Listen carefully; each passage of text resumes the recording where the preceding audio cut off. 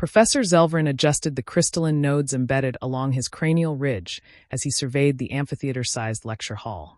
200 students from 47 sapient species sat in tiered rows, their bodies arranged according to gravity tolerance, atmospheric preference, and predator-prey separation protocols. The Galactic Institute of Exobiological History prided itself on order. Today's lecture was meant to reinforce it. As we conclude this cycle, Zelvrin announced, his voice refracted through translators into a dozen tonal ranges, we reaffirm a long-established truth. Apex Deathworld species do not persist. They self-terminate before achieving interstellar capability. Several students recorded the statement with academic reverence.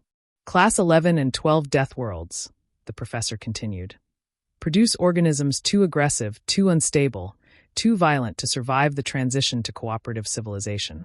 Natural selection ensures their extinction. A winged Avarian in the front tier raised a clawed limb. Professor, archival rumors mention a quarantine system, Sol, where? Zelvrin emitted a dry clicking sound, the Virexi equivalent of laughter. Myths. Sensor distortions. Psychological projections. There is no credible evidence. The lecture hall doors hissed open. Every instinct honed by millions of years of evolution screamed danger. The figure who entered was bipedal, balanced, and moved with effortless efficiency. Forward-facing eyes scanned the room without aggression, yet without submission. No visible weapons. No defensive posture. Just presence. Apologies for the interruption, the newcomer said calmly. I was told this was Exobiological History 402. The translator hesitated before rendering the species identifier. Human. The word rippled through the hall like a shockwave. Several prey species students recoiled. One fainted outright. Chromatophores flared in alarm across scaled hides. Zelvrin's cranial nodes froze mid-adjustment. That's not possible, the professor said slowly. Humans are restricted under Council Quarantine Doctrine 7. The human tilted his head slightly. Doctrine 7 was lifted 8 months ago. Past review. Psychological assessments, too. He offered a small, disarming smile. James Carter. Exchange student. Before Zelvrin could respond, red warning glyphs ignited across the hall's upper walls. Security alert. Xenobiology lab containment failure. Class 9 predator loose. Screams erupted. Students surged toward exits in blind panic. Through the reinforced transparisteel windows, Zelvrin saw it. A Kraith stalker. 6 limbs. Serrated mandibles. Muscle density capable of tearing hull plating. A predator engineered by nature to kill in high gravity and low light. It cornered a cluster of fleeing students against a wall. Zelvrin's smirk vanished, and the human stepped forward. Everyone get back, James said quietly. The words shouldn't have carried authority. But they did. Zelvrin hissed in alarm. Are you insane? That creature can dismember armored responders. Security drones are inbound with lethal authorization. James didn't argue. He simply asked, how long? 3 minutes. Possibly 4. James nodded once. Too long. Before anyone could stop him, the human walked toward the shattered doorway leading to the courtyard. Not ran. Walked. The Kraith noticed him instantly. Its sensory fronds locked on. A roar thundered across the stone, vibrating through bone and plating alike. Students screamed. James stopped several body lengths away. Then, he did something no predator should ever do. He lowered himself. Slowly, deliberately. He turned his body sideways, reducing his profile. His eyes never locked directly onto the Kraith's primary sensors, but he never fully looked away either. His hands stayed visible. Empty. The Kraith charged. Zelvrin's secondary heart spasmed. James didn't flee. Instead, he reached into his pocket with exaggerated slowness and withdrew a ration strip. He tossed it gently to the side, away from the trapped students. The Kraith skidded to a halt, confused. Hey, James said softly. Yeah, you. The translator struggled. The tone wasn't command. It wasn't fear. It was understanding. New place.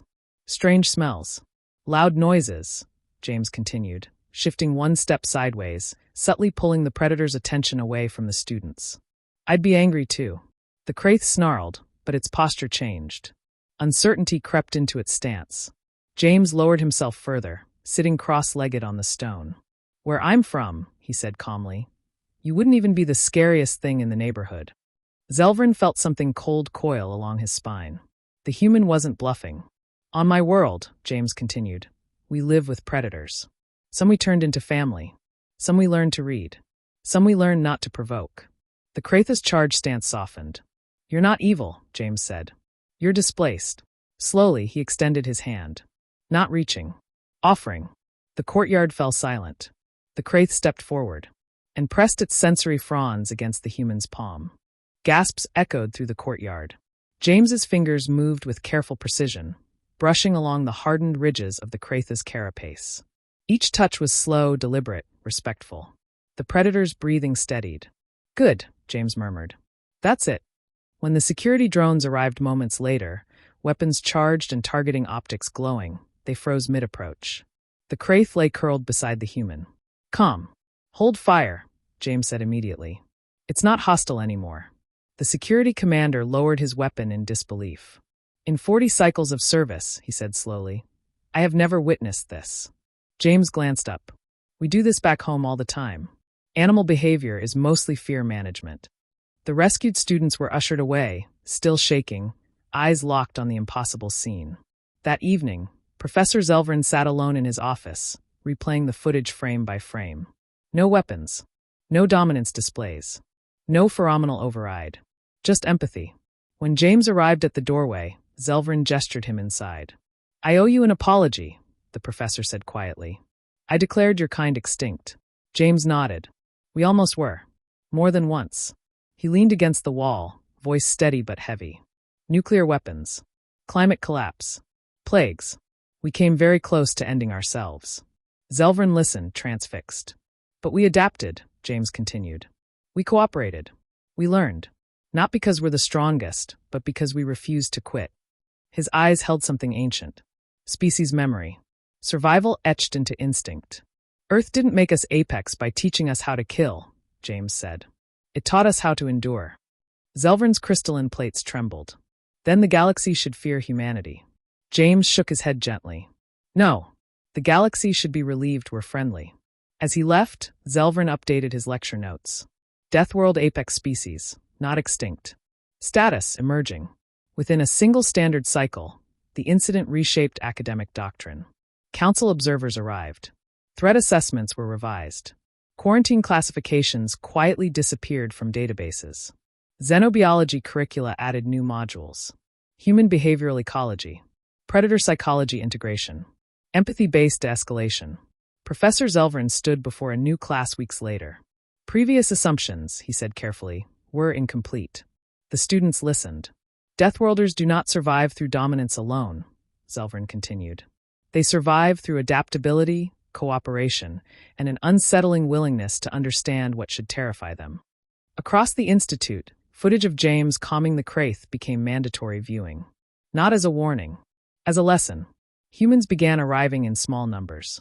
Engineers, medics, terraformers, teachers. Where others visited worlds briefly, humans stayed. They planted. They built. They learned.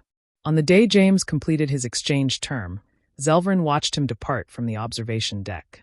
Where will your species go next? The professor asked. James smiled. Anywhere that needs fixing. As the transport vanished into the stars, Zelvrin recorded a final note for the council. Humanity is not a conquering force. It is a settling one. And the galaxy is not prepared for what they will turn into home. Somewhere on Earth, James sent a short message to his family. You were right, it read. Understanding beats fear. And across the stars, a once certain galaxy began to adapt. Because the Deathworlders had arrived.